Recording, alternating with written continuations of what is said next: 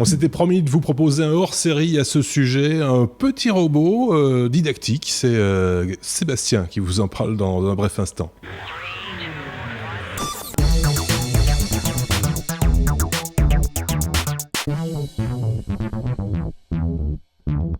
On avait parlé de ça dans un épisode précédent des Technos. On s'était juré qu'on vous en proposerait un peu plus quand même, hein. Donc un hors-série, pourquoi pas, prendre un peu de temps pour vous expliquer comment ça marche ce fameux Cubeto. Hein, on va directement donner le nom, mais vous allez voir ça dans un instant avec Sébastien qui nous a proposé ce hors-série. Et pour le commenter, Xavier qui s'était aussi intéressé à ce produit à un moment donné. Donc il a aussi des questions à poser, des questions pertinentes, celles que vous poserez peut-être. Donc au sujet de ce petit robot qui n'a pas grand-chose à voir, j'ai l'impression, avec celui que nous avait présenté Marc il y a quelques temps maintenant. C'était un petit robot avec un petit peu d'intelligence artificielle, etc. Ici, c'est autre chose, Sébastien. Oui, tout à fait. Donc ça rentre quand même dans la lignée de tous ces jouets qu'on voit apparaître de plus en plus pour apprendre aux enfants, si ce n'est à coder, au moins les principes de la programmation.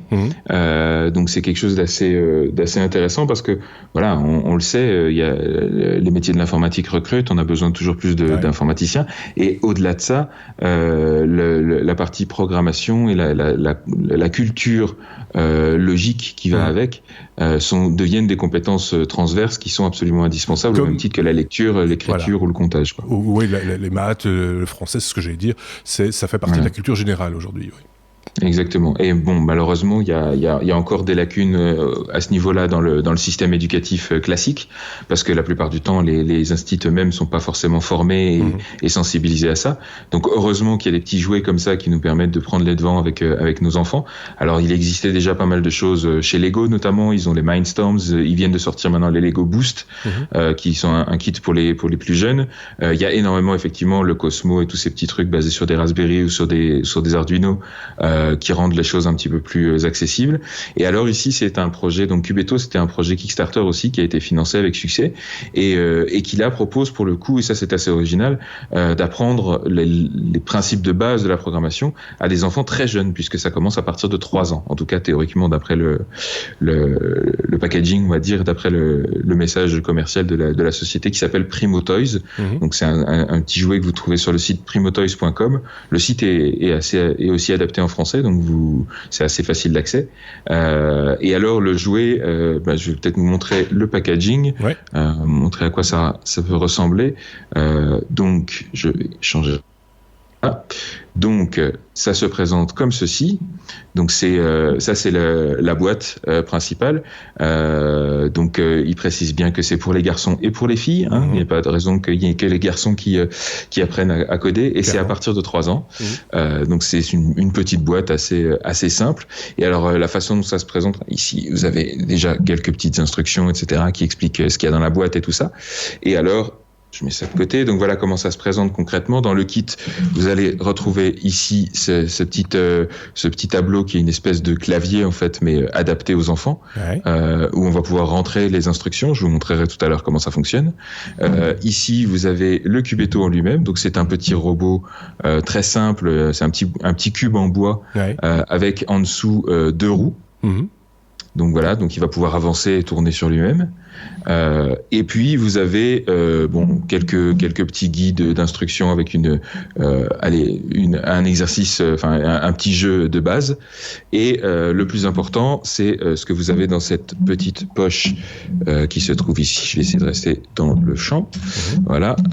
Ici, vous avez toute une série de petites pièces. Alors là, ici, j'ai les piles avec. Donc ça fonctionne avec 6 piles AA. Donc les piles, des piles bâtons, tout ce qui est plus classique.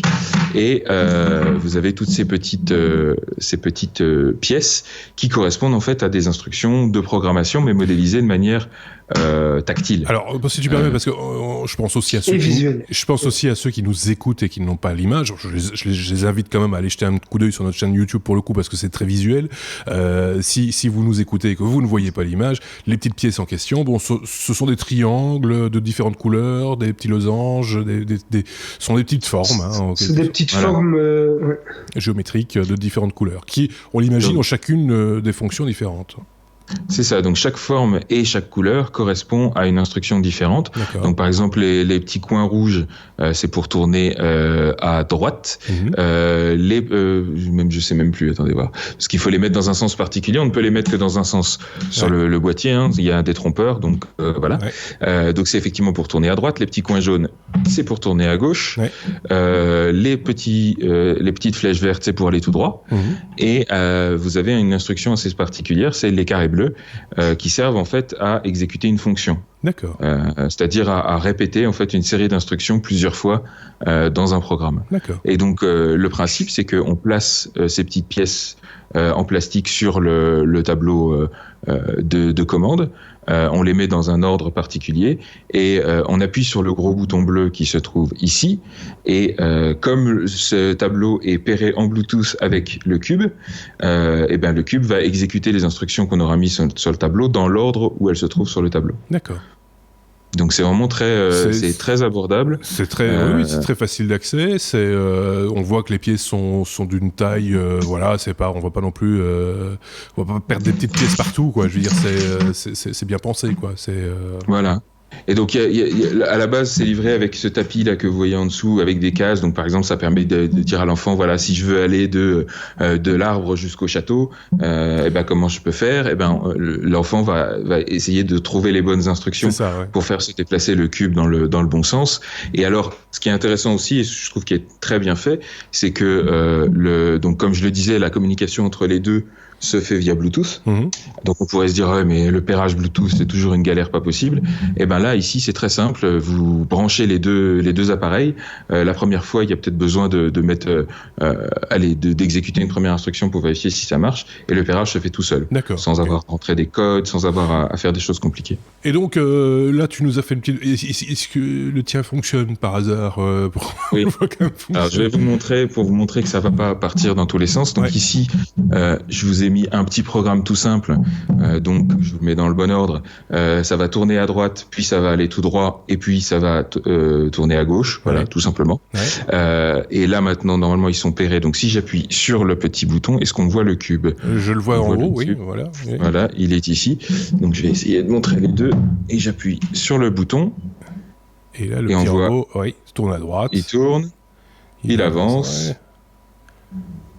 Et tout ça est calibré évidemment pour fonctionner sur ce tapis, sur des distances qui sont proportionnelles à ce qui est sur le tapis de jeu, hein, c'est ça ? Exactement. Et quand il a fini, il fait un petit bruit pour dire voilà, j'ai terminé d'exécuter le programme et on peut continuer à jouer. Xavier, une question. Ouais. Est-ce que, donc pour ceux qui ne voient pas, le tapis est vraiment très visuel, c'est divisé en carrés avec des images et des couleurs. Je dirais de 12 cm sur 12 chaque fois, enfin c'est des grands carrés, voilà. Voilà. Est-ce que l'appareil a une reconnaissance visuelle de la case sur laquelle il se trouve ? Absolument pas. Donc là, il y a le matériel est un peu plus simple. Il n'y a pas de capteur que l'enfant risque de casser, etc. C'est vraiment uniquement le tapis, c'est vraiment pour l'œil de l'enfant. Pour délimiter l'espace de jeu, quoi, en gros. Hein, exactement. Et pour sachant que donc il y a ce tapis qui est fourni dans le kit de base. Vous pouvez aussi acheter le kit un petit peu plus évolué où il y a d'autres tapis qui sont livrés avec des petites histoires particulières. Et vous pouvez aussi acheter séparément d'autres tapis sur la conquête spatiale, etc. Il y a des petites histoires assez intéressantes et il y a d'autres tapis, d'autres histoires et il y a même d'autres pièces. Donc là ici, ce qui est disponible avec le kit de base, c'est aller tout droit, tourner à gauche, tourner à droite et la fonction. Il y a 3 petites pièces en plus qui sont disponibles aussi sur le site. Il y a le chiffre aléatoire, enfin le comportement aléatoire, pardon. Il y a retour en arrière et il y a le nom. Donc ça, c'est quand on fait des trucs logiques, on peut inverser une exécution. Donc voilà, ça c'est, je dirais, un petit peu plus avancé, pas forcément indispensable pour commencer, mais voilà, c'est disponible aussi sur le site. Moi, je trouve ça super intelligent. Comme jeu, en tout cas, parce qu'on voit que alors le nombre d'instructions, évidemment, est un petit peu limité par la taille de la commande, hein, enfin du clavier, je sais pas comment on peut appeler ça, le panneau de commande, ils le disent eux-mêmes, qui est en gros limité à une dizaine de pas, c'est ça ? Quelque chose comme ça ? Une vingtaine ? Il y a 12 pas. Bon, donc voilà. Sachant qu'on peut en multiplier avec les fonctions, et donc on peut faire des choses un petit peu marrantes, mais oui, effectivement, ça reste assez limité, c'est pour des enfants très jeunes. Le but, c'est pas qu'ils développent leur propre jeu avec ça.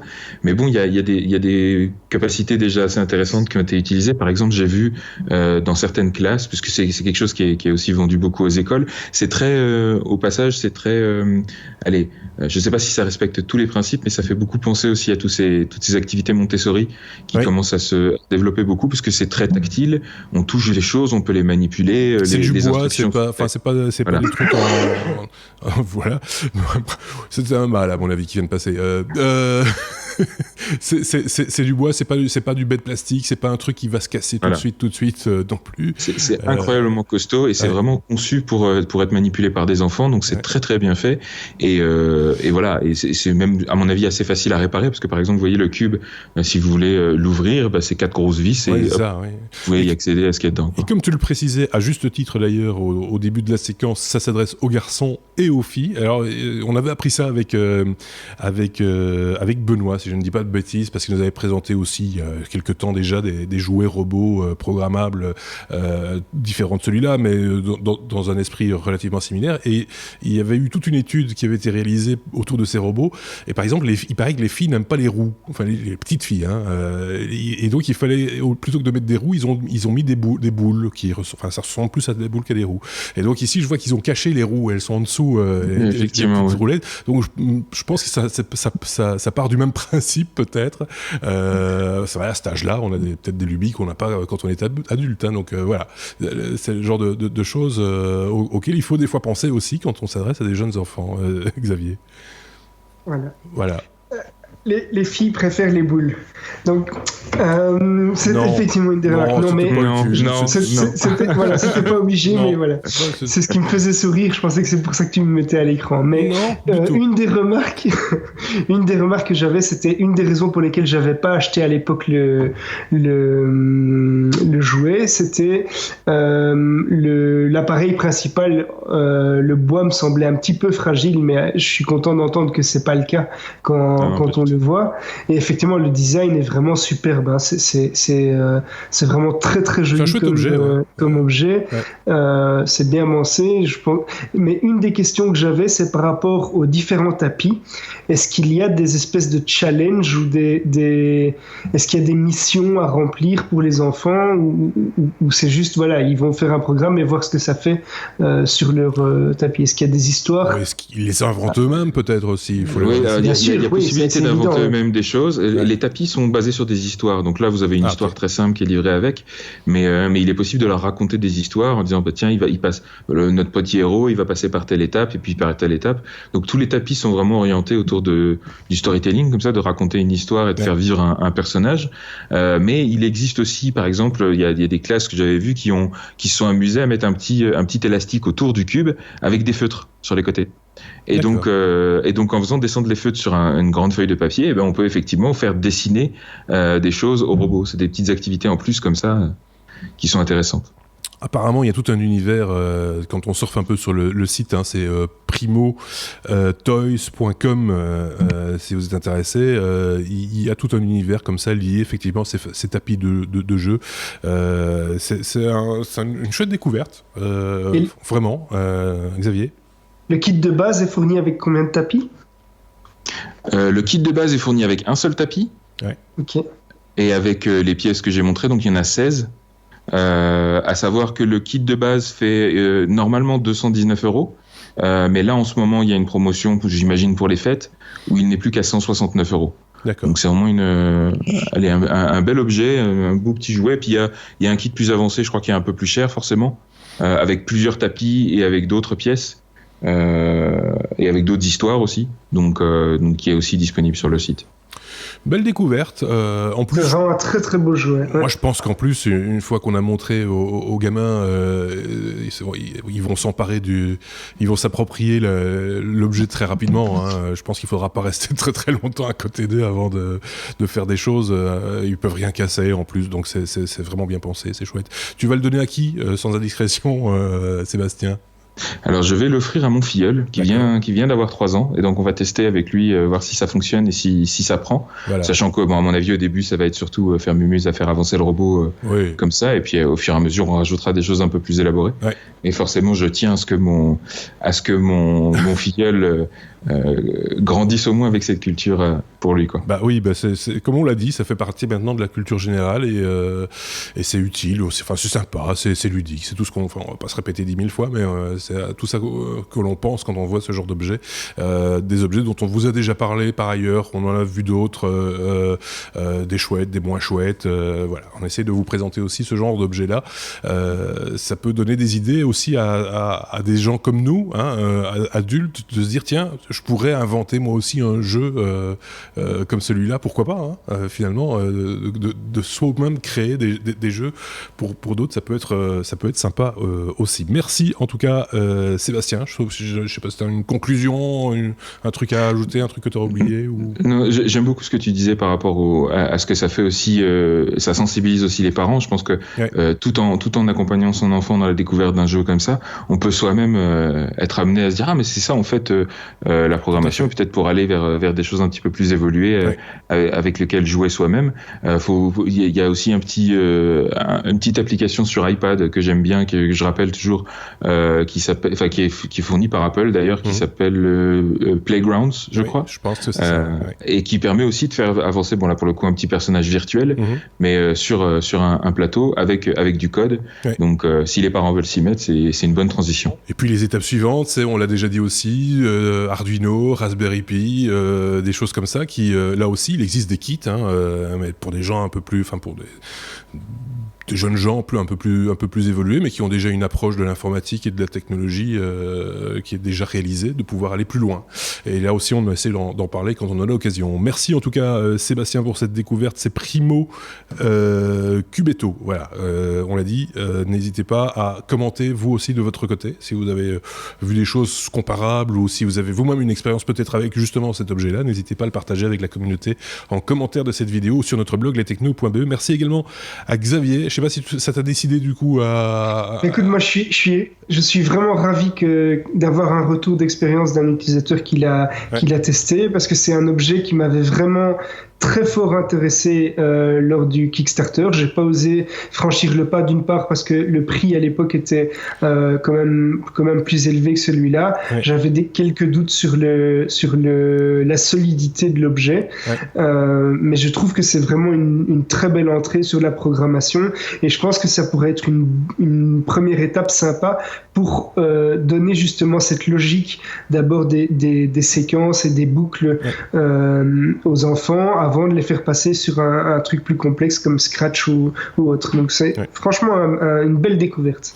Ne serait-ce que déjà pour... on va se répéter peut-être un petit peu, mais parce que nous on comprend ça, mais un enfant, lui faire comprendre qu'il va d'abord poser un acte, et c'est une fois qu'il aura posé cet acte qu'il va donner l'instruction run en basique. Vas-y, rien que cette notion-là déjà, ça paraît con, mais c'est énorme. Exactement. Et donc c'est tout le principe de la programmation, c'est de donner une liste d'instructions et puis de dire fais-le. Donc voilà, tout est là, tout est dans ce jeu-là. Merci à tous les deux encore une fois, merci à vous de nous avoir écoutés. On se retrouve très bientôt. À bientôt. Salut.